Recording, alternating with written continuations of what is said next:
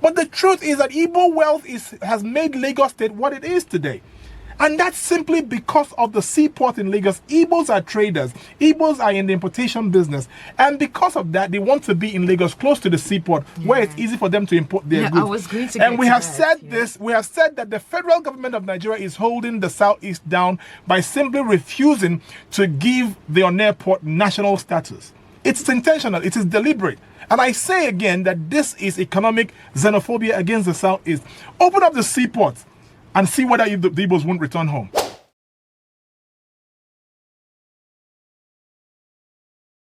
They say east to west, not to south. Home is the best, right? Yes. If you invested everywhere, you've done everything, right? You've schooled and you're prosperous overseas until you come home and you're recognized by your king's men. You're a nobody, right? And so the same thing applies to wealth. You've created wealth in America, in Europe, you've created wealth in northern Nigeria, and West. Those are very industrious. The Igbo race was able to re-strategize and rebuild. And today, the wealth of Nigeria is actually in the hands of the Igbos. I've always said there are about three mights. There are three mights in Nigeria. One is a military might, the other is a political might, and one is economic might, right? The Igbos control the economic might of Nigeria, and that's because Igbos are very industrious. But it's come to that point again of our nationhood that the Igbos are threatened again, right? Look at what happened in Lagos all of last year. It was Aspanda and Trade Fair, right? Was it Trade Fair or Aspanda? But these are two markets at the same location, shut down. First, it was Alaba, a section of Alaba market, right? And then came series of residentials torn down. And I was reading this morning from one of the dailies, and it was said that over 600 properties were torn down last year. A majority of this belongs to the Igbos. And so we are asking, is this an economic xenophobia going on? Are the Igbos being targeted? The host communities and the government of the state involved is saying that it is not, right? But if you look at what's going on, it appears that, evidently that the Igbos are targeted. Just last Sunday, the computer village that is 99% occupied by the Igbos was just, pulled down, right? So we're asking, what is going on? And the essence of this show today is to talk to you, the Igbo person, that it is time for Akotuluono. It is time for us to return our investment to the Southeast. I know I'm overshooting your question, but I am very emotional about this. If you listen to the sound of my voice, you can see that I'm not so excited about what's going on, right? But people like us have been crying for years. We've been preaching this message for the Igbos to return home, right? But I'll stop here and I'll throw some more light. I want to know if you have any more questions for me. Yeah, I actually have more though. So, talking about the Igbos bringing their investment back home, we have some businesses here owned by the Igbos. Do you think that's not enough? It's absolutely not enough.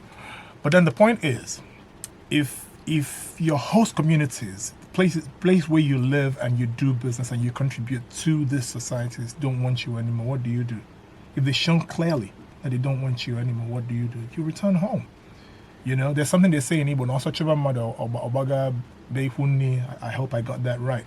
That is to say that if you're being chased away from a place of residence, that you just have to run to your mother's people, right? So Igbo land is our home. And nobody's going to kick you out of here. No matter what goes on, nobody's going to kick you out from your home. So it's time for the Igbos to return. Now, I want to say this. In 2017, I'm not going to say any names, but I want to make reference to an audio that was leaked, and somebody was saying something about taking Igbo businesses, kicking the Igbos out, making sure that they implement tenement laws, where the Yoruba could be made to pay 5,000, for example. That audio said that the Yoruba could be made to pay 5,000 annually on tenement rate, and they also could be made to pay 10,000, while the Igbos will be made to pay 1 million, right? Now, for me, I cannot say with evidence who released the audio or who said that, but the fact remains that all the things I heard on that audio seems to be playing out right now. I'm talking of cars, the motors that we drive. Yes. And industries that we have. Yes. If you put them on one part and you put human being on the other part, who are more in number? Cars are more. Cars are more than human beings? Human being. Good.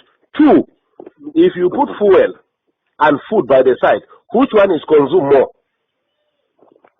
It's food now. Good. And we have food. So Igbos are actually helping themselves. Let me tell you, even in Yoruba land, let me tell you what they will do to Igbo this time. What Oba of Lagos said that we are pushing them to the ocean. Most of these markets that are banning in Lagos, look at it, they are Igbo-dominated markets. You get me? In fact, some Yorubas were telling me when I was in Lagos last weekend that it is we, the Northerners, when we are in charge of Lagos as federal capital, that open room for Igbos to come and dominate them. And it's over now. And it's over. All the businesses Igbos are doing, we are going to bring it and do it. You get me? Fashola for the past 5 years have refused to approve any industry, especially pharmaceutical, to Igbo people. Find out. You are right. I get you. Are right. Do you get me? Right. So the Yorubas in these 4 years, that's what we are telling ourselves. If we in the North want to be useless again, let us be. But the Yoruba people in the 4 years, they want to control their land completely. That's why Buhari have to sign that Lagos is going to be given special status.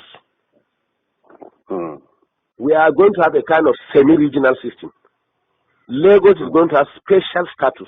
It means nobody again will control Lagos. The indigenes of Lagos are the ones that are going to control Lagos.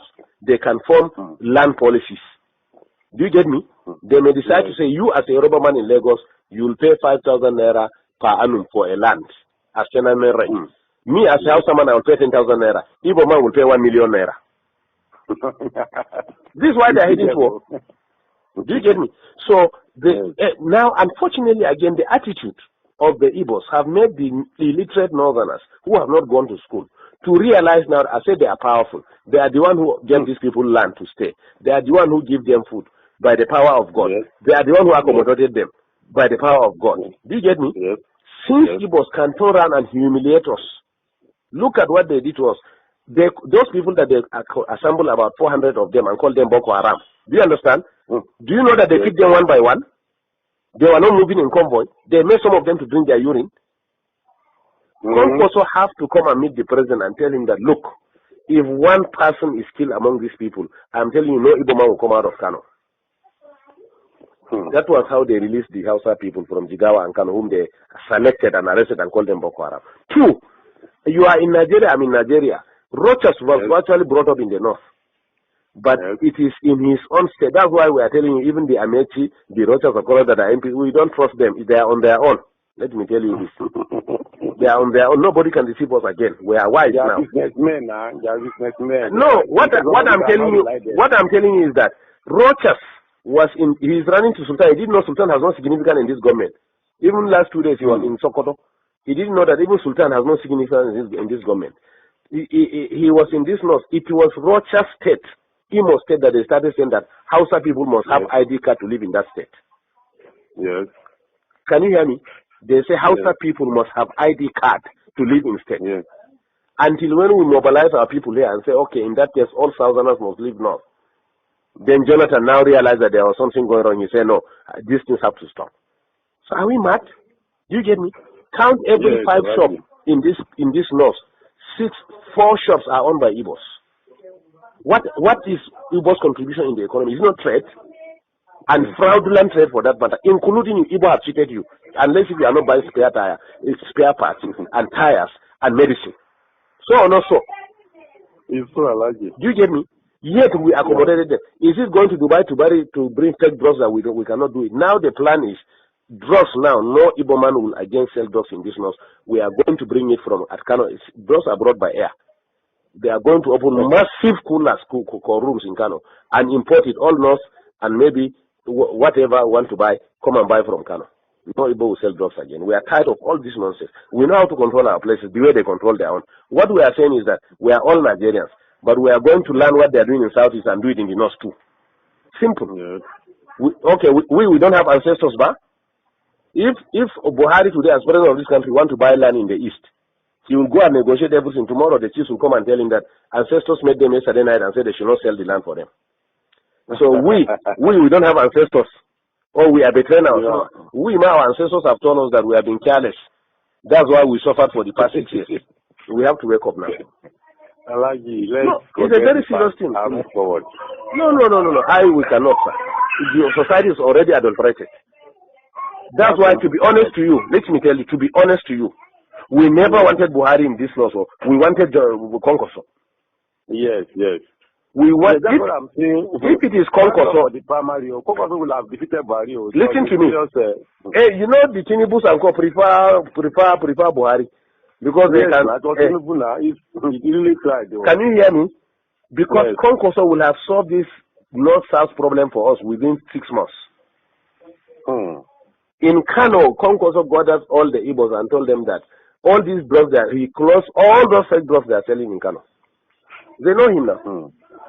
So that's why we wanted Konkoso to be the district. Igbos met in Abuja and warned us after the election that they were the ones in charge of 75% of Abuja is their own. They should be given ministers. Can you imagine?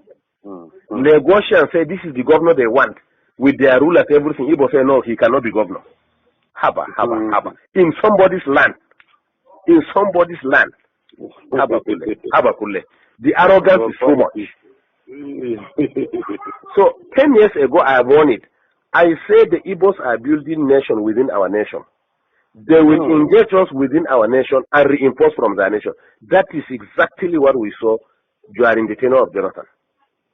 Immediately we voted Jonathan. What we did to Jonathan in this north, Igbos in the north, their chiefs, gathered and came to Aso Villa. To the glare of everybody on TV, they say it was nobody that voted Jonathan, but the Igbos were the ones who voted him. Did you not hear that one? Did you not read it? In our own land, Igbo say we didn't vote Jonathan. It was they that voted Jonathan. 2, before elections again, they gathered themselves and came and met Jonathan, and met in Abuja and said that they are directing all Igbos in the north must vote Jonathan. We don't mind. Let them vote anybody. But can you do that in the southeast? They stop us from even voting. Let me answer this. Amina wa alaikum salam. Alaji. Kunzone. Let's talk in the night. Alaji. Thank you. Can you hear me? In the southeast, all houses in the southeast were prevented from voting. Find out. Yes, find out. But yet in our own land, they will stand and say that. It is their problem that forced above Lagos to say that if they try to frustrate the decision of the Yorubas, they will send them to ocean. And I'm telling you, after 4 years, at least not we are liberal, but in the southwest, after 4 years, Igbos can never be useful, relevant again in the southeast. Wait and see. In fact, the plan of APC is that they are going to make alliance of northwest economic development. The west has the ocean. Can you hear me? Yes. The north has agricultural produce. Yes. So what they are going to do, the government is going to develop all the agricultural and mineral resources in the north. And then they will put primary industries here. And then go and export, finally finish them in Lagos or Southwest and export them and bring back the money and share it between the two regions. Let them bring their oil. This is the plan on ground. And we are asking Igbo, our people, why are you still there? And remember that the last show of 2023, I said that we were going to do a program where we talk about how every Igbo that is investing outside of Igbo land is holding all of us collectively down as a people. Now, let me explain what I mean by that. Now, when you invest in the West, in Western Nigeria, you're creating jobs there. No problems at all, right? In an ideal country where it is one Nigeria as they say it is, right? Where every Nigerian is not more Nigerian than any other Nigerian, right? Where every Nigerian has a right to live, work, school, build wealth, spend their wealth, invest, and live comfortably. In that ideal Nigeria, there is no problem with any Nigerian, be it an Igbo man or Yoruba man, to go to any region of this country and invest their money. No problems at all. But the problem is that we have seen a chain of events that are quite repetitive, right? I made reference to what happened after the war. Now, after the war, we've seen issues arise in Kano State, where Igbos were murdered in their numbers, right? And many times Igbos have had to run back to the 6th because of some kind of pogrom going on, right? Igbos being killed in the north, or Igbos being killed at different regions, right? Now it's come to that point where Igbo properties and Igbo businesses are being targeted in Western Nigeria. So it is now very wrong for any Igbo person to continue to invest outside Igbo land. Look at what Innocent has done. Innocent has refused to invest anywhere else but Igbo land. And thank God today, whatever is going on in Lagos is not affecting Innocent. Look at Nnewi. Nnewi is a major industrial hub, not just in Nigeria, but in all of Africa. I know that people come from all over Africa to purchase goods from Nnewi, bringing wealth to Nnewi people, right? Now, imagine where every Igbo businessman decides to bring their investments home. Put your headquarters here, right? Set your headquarters in Nnewi, Onitsha, Enugu, wherever. Build your industries here. Create jobs for Igbo people. Because the only way Igbo people will be respected in this Nigeria where we live today is for us to make the Southeast work. Okay. And this job is not just for the government, but for every Igbo person who has money and can come build schools, build infrastructure, build banks, build manufacturing industries, create farms here, create wealth in the Southeast, make Southeast workable again, and that way attract Southeasterners back and other people back to the Southeast, just like Dubai did, just like Israel did. Sorry, to finish that up. Israel before 1948 was scattered all over the world. So you had Jewish communities in America, in Ireland, in Portugal, in Germany. Remember that Hitler rounded up 6 million Jews and killed them because they were living in Europe, right? But it came to a point where the Jews decided, we are very successful. The economy of America, for example, is in the hands of the Jews, right? And so we have created wealth around the world, but we don't have a homeland. So in 1948, the Jews decided to return home and build their nation. And today, Israel, as little as it is one of the most prosperous nations in the world. This is what the Igbos must start to do, starting now. All right. You know, this conversation is not coming up for the first time. Yeah. It keeps coming up. People keep talking about it. And I know one thing for sure. When this pops up, these business owners, these Igbo who have businesses outside Southeast, they mention 1, 2, or numerous factors why they can't come down here in Southeast to establish their businesses. And in those factors, we, the Igbos, we are also faulted as well, like we the people to some extent. And then the government and her business policies. You know, what do you think about these factors? What should be done to this to create that enabling environment for people to easily bring down their business? Because it's not about us saying them they should bring down their business.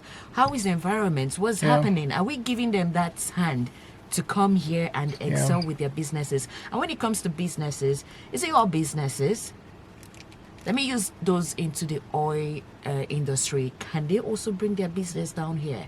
Particularly the eastern states that are not oil producing states. Of course they can. Well, a lot of the eastern states are oil producing actually. Right now we have Abia and but they can. Yes, those in the oil and gas industry can bring their businesses here. Remember that the wealth created through oil and gas is from the southern part of Nigeria, and that is south, and southeast, right? Now, Kaduna doesn't have oil, but they have a refinery. How is that possible? There were pipelines laid to transport oil from the south to Kaduna so that they can refine.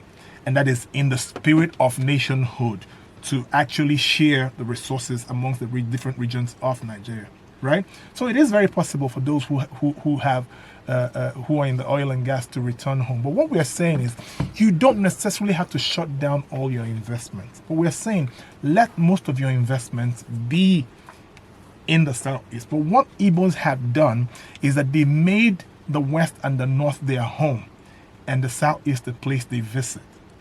and we're saying economically it is not right for the Igbo person. It is not right for the Igbo race. We need to bring our Ako home. Right? We need to make Igbo land our headquarters. Every other thing we do in every other region has to be, minute, not compared to what we have in the South. Look at it. How many Yoruba people have investments in the Southeast? And this is not to polarize anybody. But this is what people do strategically as a group, collectively. This is what they do as Yoruba. As Northerners, this is what they do. How many Northern investments do you see in the Southeast? So you see how the Igbos investing in all of these regions are holding us hostage.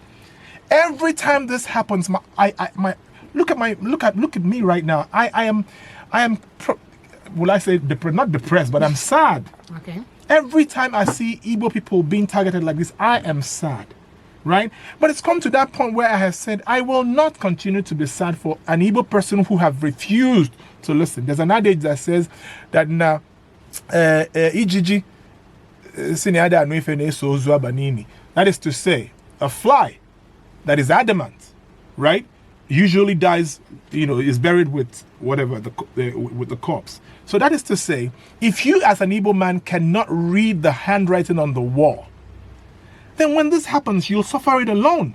Okay, so what about your complaints, the harsh business policies, now, and the individuals, we ourselves, yeah? Okay, I'm throwing out a lot of Igbo adages. I'm going to throw out another one.